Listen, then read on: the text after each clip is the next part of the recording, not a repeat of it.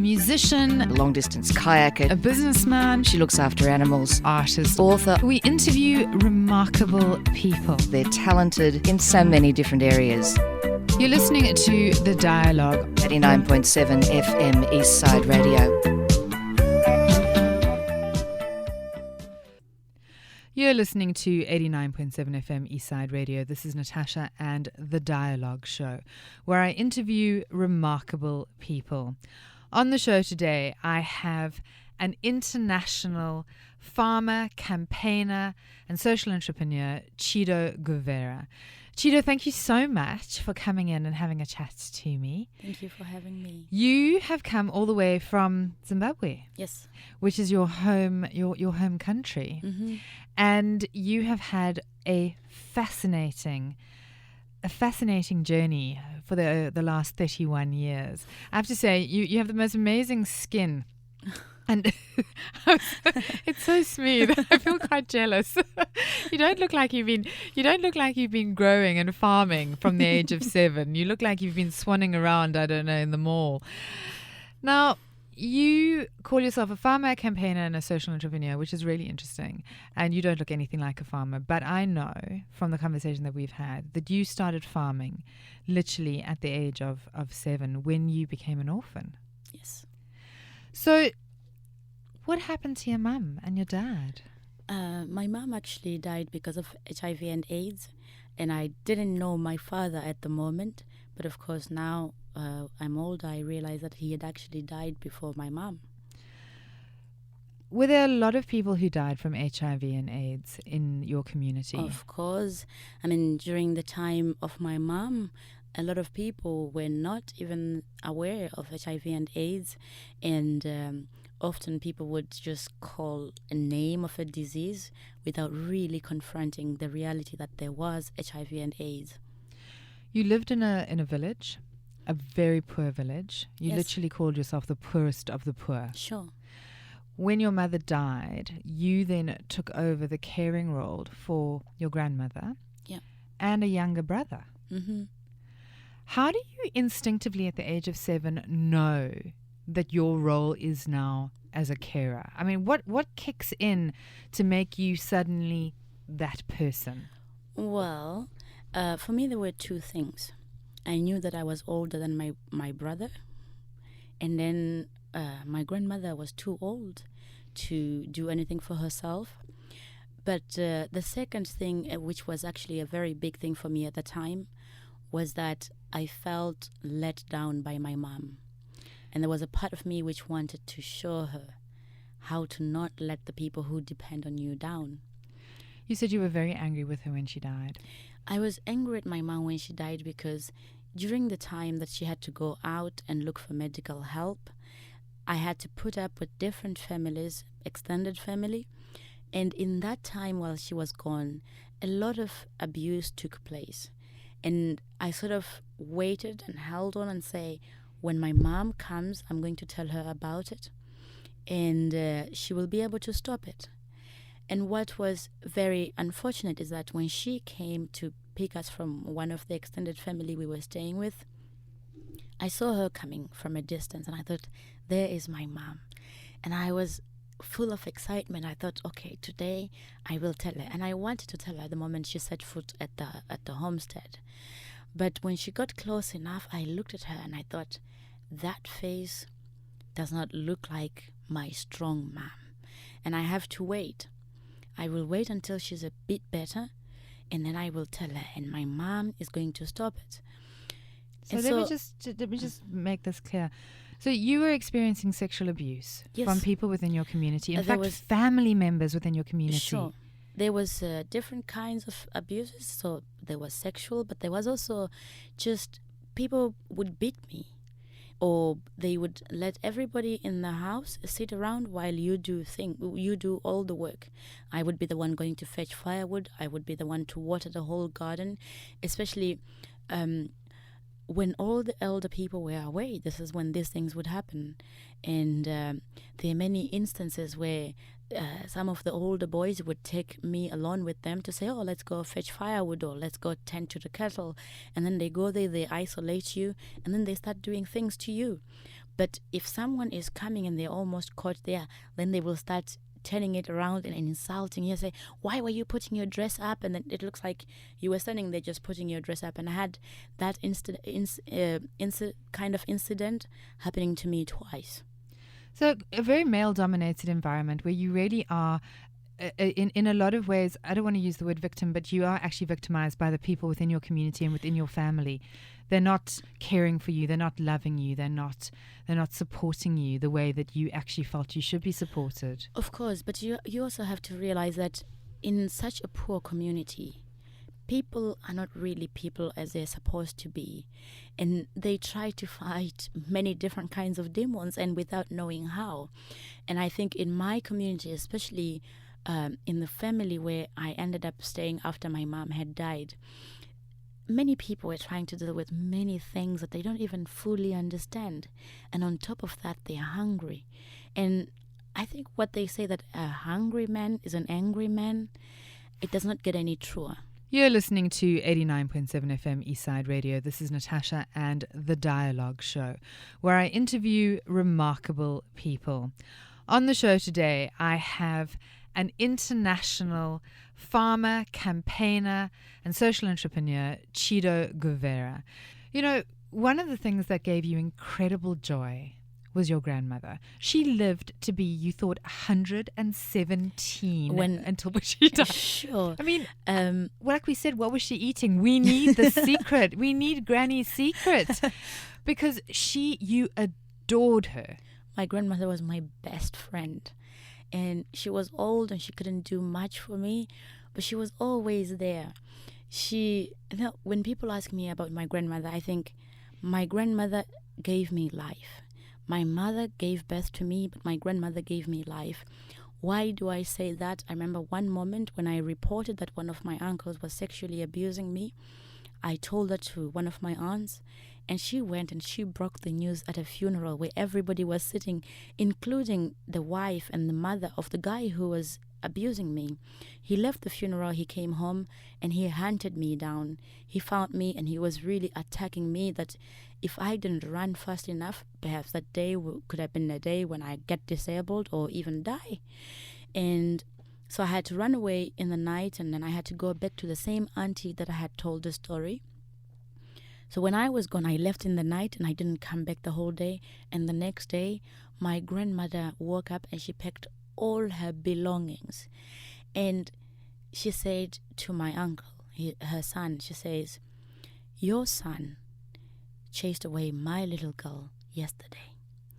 If that girl is not coming back, I am going away." Now, our culture respects old people. And I think my uncle, to some extent, respected his mother. And she was so old. And hearing her say that she will leave the homestead and go wherever just because I was not coming back made him think, oops. And so he talked to his son and he said, if you touch that girl again, when she comes back and she runs away again and my mom leaves, you're going to be in trouble with me. And then I could come back, and she gave me all that she could give at that time. Your life has been an incredible journey of strength. I don't know if you realize how strong you are, but you are a very strong woman. You have endured the loss of family. You, at the age of 30, discovered from your brother that you were actually an illegitimate daughter, and actually your father was not the same father as that of your two older siblings who actually lived with their father, or your younger brother. They were all from your mother and her original husband, and you, in fact, were actually from an illicit affair.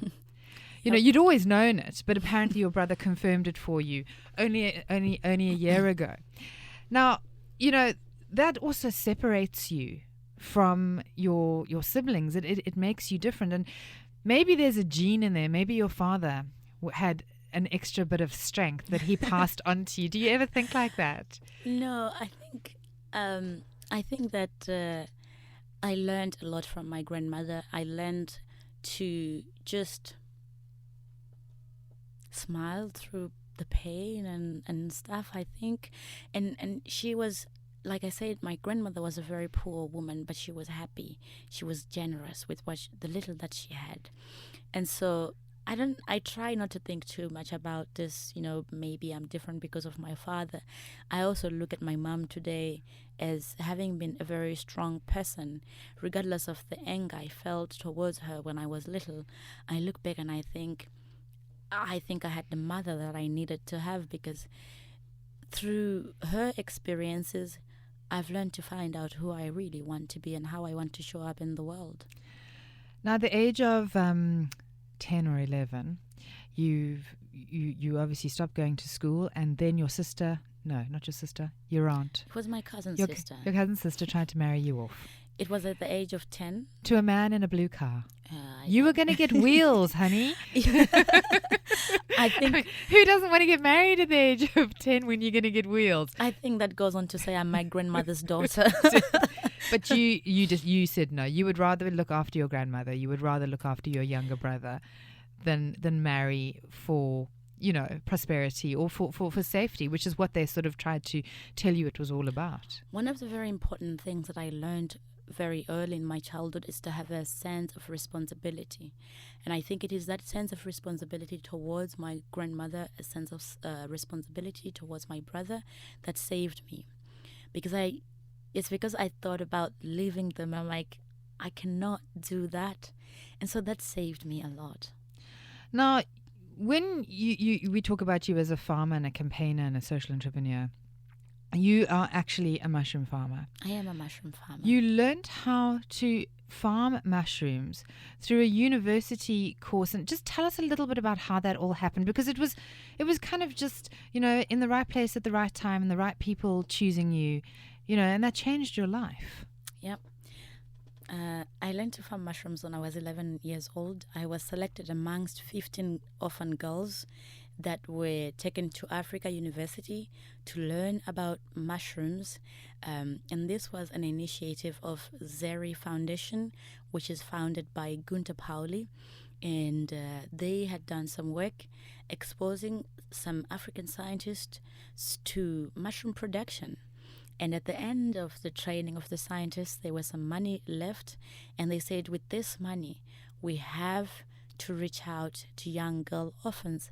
And I was lucky to be one of the 15 girls. Now, you went home and you grew mushrooms. You started mushroom production. You and these other wonderful girls. It was like a cooperative. Yes, it was. So, the money had to be shared. The mushrooms had to be shared. You sold them. It was incredible. But it also gave you a desire to help other people. Yes, it did, because I realized that by converting agricultural waste, I could put food on my table instead of getting married to get food. But I was also able to send my brother to school. And because we were doing this as a group, from the money that we raised, we were also able to pay for other young orphans to go to school. And so I really set out to say, if with mushrooms, which are farmed on agricultural biomass, I can do this kind of thing, I want to use this as a tool that I can reach out to more young girls like myself, so they don't have to go through what I went through. You're listening to 89.7 FM Eastside Radio. This is Natasha and The Dialogue Show, where I interview remarkable people.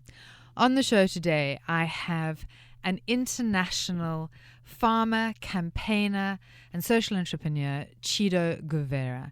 You had a very difficult uncle who was kind of the leader of the village, who didn't want you to actually go, didn't really want you. You had to pay your way out. You had to pay $2,500.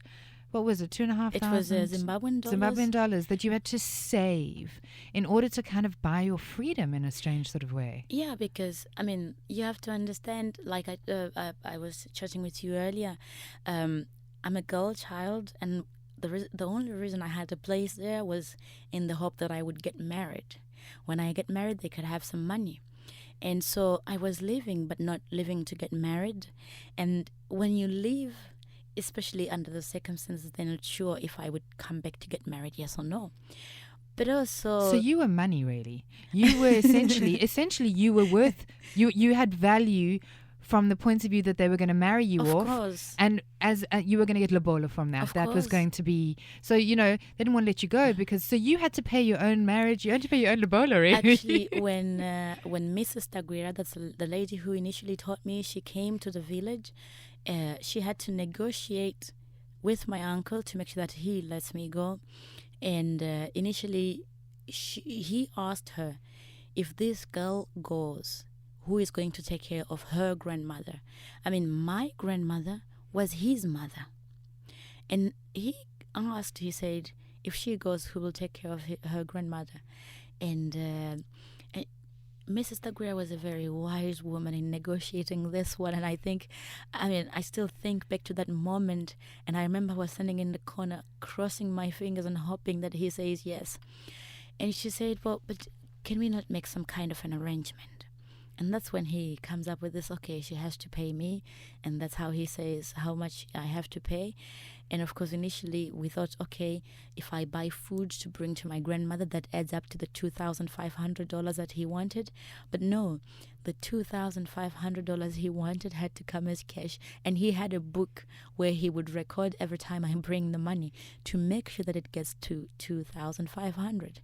And that also explains why even when I had an opportunity to go back to school, I could not go earlier before my 3.5 years working in the university, because that's how much time it took me to pay him all the money. You went back to school when you were 16? I went back to school when I was 16. And completed school? How did you go? Well, or did you just get there and go, well, I'm already a farmer and I already know how to do this and I can add? It wasn't like that. So I went back to school. I did my matric, but I think one of the most important things that I was not aware of was that I was actually suffering post-traumatic stress. And so I think I did well in my matric and I could continue if I wanted. But after that, I felt like I was wasting my time. I knew exactly what I wanted to do. And I thought I want to stop going to school and actually work with young girls and work with women. And I got an opportunity to express this, and I told a few important people that helped me in actually saying, okay, if that's what you decide, go for it. I felt bad to be just sitting around and doing school is great, and I wanted, and I was good at it, but I wanted to do something more. It wasn't changing lives. That's what I wanted to do. So I left school. I said, I want to focus on working with women and girls, and I want to learn from those experiences and see how I can build that up into something. And so that's what I did. I was very fortunate that Gunther Pauli became my adopted father, because when he took the time to understand what I was trying to do, and he helped me to create the exposures that I needed to actually learn what I needed to learn to be able to do the work that I wanted to do. And so I have been able to actually learn much more out of school than I could have learned in school. And that has helped me to really reshape, to define my approach and to get to where I am today. You're listening to 89.7 FM Eastside Radio. This is Natasha and The Dialogue Show, where I interview remarkable people. On the show today, I have an international farmer, campaigner, and social entrepreneur, Chido Govera. Now, the one thing that you said when you went to go and do this course, you arrived with no shoes. You had a funny haircut. You had the poorest of the poor haircut. You said you didn't look like anybody else. You were poor. I was also the smallest in the group. So there you were, this child from this village that had nothing, arriving in this environment that you had never been exposed to. How did that make you feel? I think I also had lucky that I was a very curious person, and so I was excited, but I was also nervous. And I still see it in myself now. When I go into a big group of people who are not familiar, I find myself there. And sometimes if being quiet and observing is what it takes. I always allow myself to do that and to observe and then to try and find my way out of it. So it was a mix of being overwhelmed but also being excited. And I mean, you go to that training and you have food just sit in front of you and you're like, food, you're excited. And so it was a discovery. It was a new chapter, and yes, it was not easy, but I was hopeful. I could see that maybe something could come out of it. I was curious to see what could come out of it. What kind of mushrooms do you grow? Oh, well, I can grow different kinds of mushrooms, but right now, in the work that I do with my foundation, we focus mainly on oyster mushrooms. I love oyster mushrooms. Now let's talk about how we cook oyster mushrooms. What's the best way to cook them? And what do they go best with? Well, for me, I like to keep things simple. So I actually like my oyster mushrooms lightly fried in butter and with a touch of sweet basil. Very simple. That sounds absolutely delicious. But you can, so you and why mushrooms? Is it because mushrooms can survive pretty much, it's... Well, mushrooms for many reasons. In many poor communities, when they don't have food to eat, they have corn stalks standing in the fields.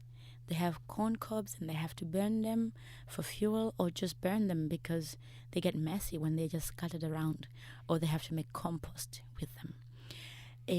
Mushrooms grow on that organic waste that a lot of the poor communities who practice some kind of agriculture will have. And there are many different kinds of waste materials that can be used. And recently we discovered baobab waste. There's many baobab trees in quite a few parts of Africa. And now with the excitement around baobab powder as a superfood, I found myself staying next door to a factory which is processing baobab. And one day I thought, let's try this. And so there are many, many sources of this kind of organic material that can be used to convert into mushrooms. Next to that, we also have issues of land. And a lot of the young orphans, regardless of what is the story of land in their country, I mean, there's a story of land in my Zimbabwean context, there's stories of land in different parts of the world, but regardless of the story, you often find that young girls and women in general don't really own land. But if you're a young orphan, your parents have died. Most of the times when your parents die, everything is distributed and gone. And land also goes, most of it in most cases. But also from poor communities or unmarried women where they have not owned land through their husbands even, there's nothing.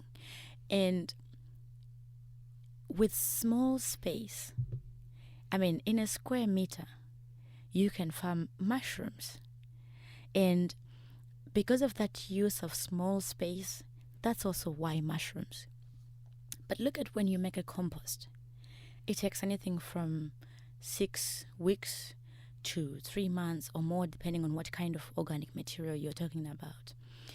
And with mushrooms, in 2 to 3 weeks, you can harvest your first mushrooms on the same material that you use to create a compost. So it's mushrooms because they are a high quality food that grows on waste material that many people have in abundance. It also requires very small space, and the harvest is coming fast. That's why mushrooms. It sounds like the perfect thing to grow. Yeah, but also they are very nutritious. They are, and they're delicious, and they're quite beautiful as well, I think, as well. Now, obviously, your life has changed in a way I imagine you had never imagined. That's true. You are living, you're in Australia, having come from Zimbabwe, from a poor village. What are you doing in Australia at the moment? What I'm doing in Australia for the moment is to share about my work with as many people as possible in the hope of raising some support for continuing the work that we are doing in Zimbabwe. Because we've gotten where we are today and we've had to depend on support from friends. And actually, thanks to MAD, I met with Rebecca when I came here for an event organized by MAD at the Sydney Opera House. And when we met there with Rebecca, we talked about the work that I was doing and how we could actually help to raise awareness about the work that we're trying to do and to get more support to do more of this, not only in Zimbabwe.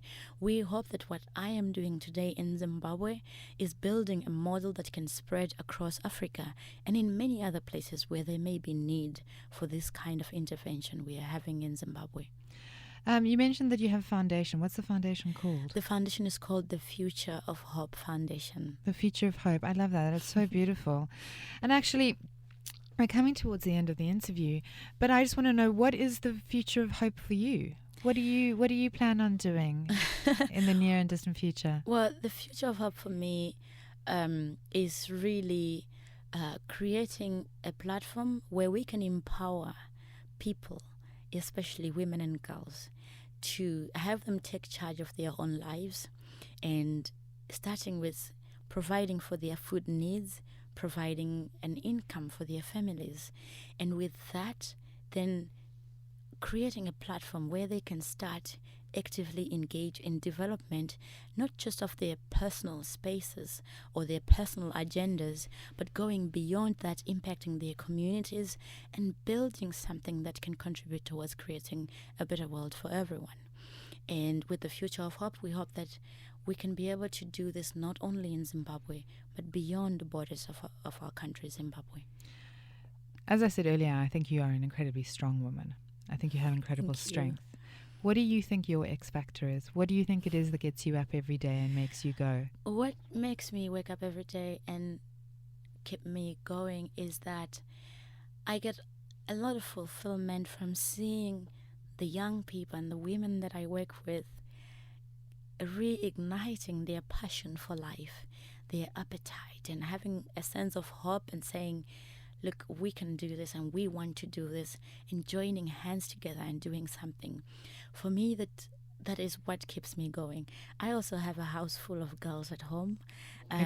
Since the last 2 years, I'm fostering 7 beautiful girls, and I think they also have strengthened my passion for keeping going, because I see the change from when I first met them, and I see that their world is shifting from just being these small girls from their little community where they have known, being just orphan girls who, they start to have an opinion about things.